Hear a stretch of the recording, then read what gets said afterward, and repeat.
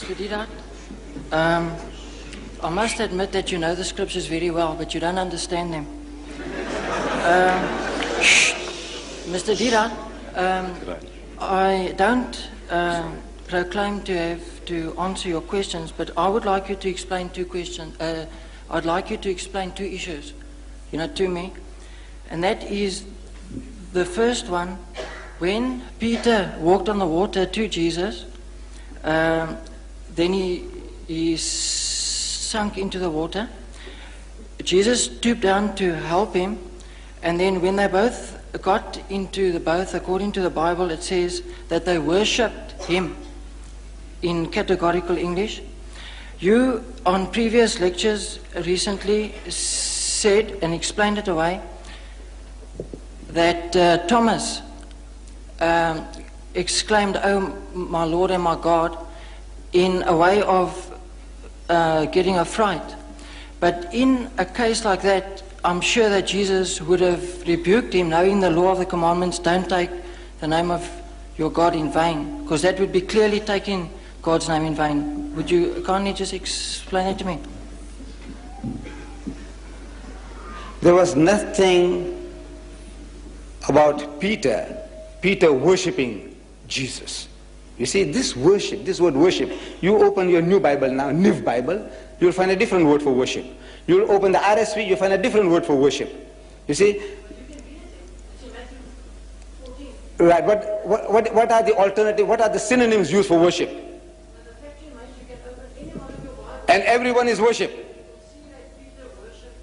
Right. Now to the Jew, if the Jew worshipped Jesus, you see, that means all the disciples were worshipping him. If Peter worshipped him, then all the other disciples likewise must be worshipping him, because Peter was the leader of the disciples. But we find nowhere the disciples ever prostrating before Jesus at any time. The 11 or the 12 worshipping him. Worshipping him means that you are our God. You see, this word worship, you ask the Roman Catholic. Look, they have a good knowledge of the scriptures. They claim an unbroken chain of popes from 1 Peter to today. Now you ask them how many types of worships are there, and they'll tell you there are 3 different types of worship. Right? You say about your sweetheart, your fiancée, I worship her.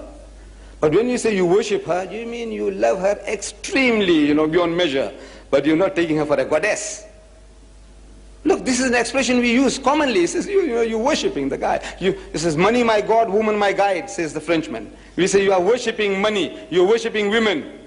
But you don't say, money is my God, or you don't say, woman is my God. But you use the word worship.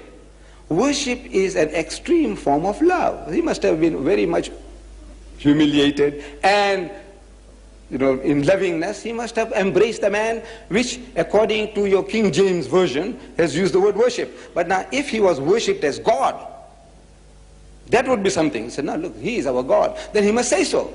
Then we say, look, they were all worshipping him. But at no time do we hear that they ever worshipped him as a people instead of worshipping God. He's telling you, come, worship God, the Father in heaven. He's the only God. He's the real God. No time did he say, I am God, worship me. Did he? At any time, if he said, look, I am God. Yes, you can answer that. If he said, if he said, I am God, this is the claim I made, I think. No good. You see, I made a claim, very simple, straightforward. If you can show me in your Bible any version where Jesus says, I am God, or where he says, worship me. Simple English I'm speaking. Where he says, I am God, I said, I'm prepared to accept him as God. If he says, worship me, I'm prepared to worship him. He must say, not Peter, not James, not Paul. He must say, I am God. He must say, worship me. Because if he is God, my salvation depends upon that. And I don't want to go to hell. I want to follow him. Now that is just, may I interject you there? That's the very point of issue there. Now, you are describing mannerisms of worshipping where the Bible doesn't elaborate on it all. Jesus does. But the fact remains is, the disciples worshipped him in the boat.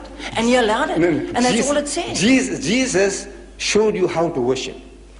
In the Garden of Gethsemane, If you remember, he said he went a little further and fell on his face and prayed to God.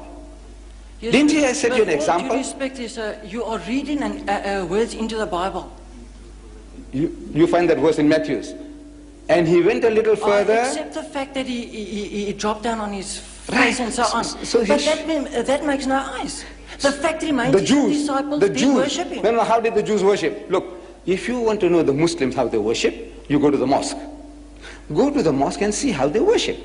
You see, Allahu Akbar, they stand, they read chapters and verses, they go into semi-bend position, they get up, they go down to the ground, touching the forehead onto the earth. This is how the Muslims worship, right?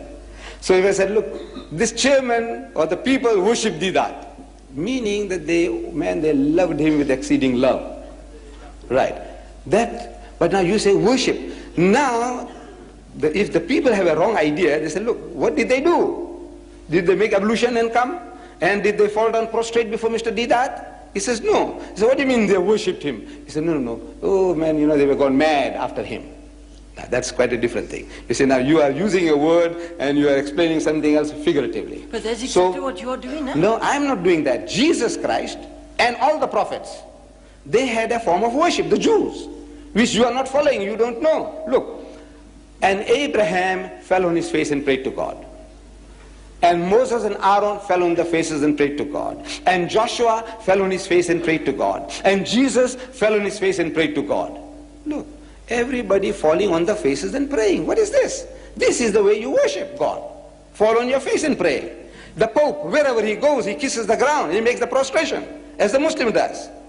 See, maybe, I don't know, he's communing with the soil or what, I don't know. But he's doing exactly as a Muslim does. Then you might say he's worshipping the ground. He goes to Nigeria, he worships the ground there. He goes to Poland, he worships the ground there. No, he's not worshipping. He's showing some kind of humility, respect, maybe. But now, Moses, this is how he did it. Jesus did it. Abraham did it. Joshua did it. But you don't do it. So you have your own idea about worship. Subhanallah walhamdulillah wa la ilaha illallah wallahu akbar. Subhanallah walhamdulillah wa la ilaha illallah wallahu akbar. Subhanallah walhamdulillah ولا إله إلا الله والله أكبر سبحان الله والحمد لله ولا إله إلا الله والله أكبر سبحان الله والحمد لله ولا إله إلا الله والله أكبر سبحان الله والحمد لله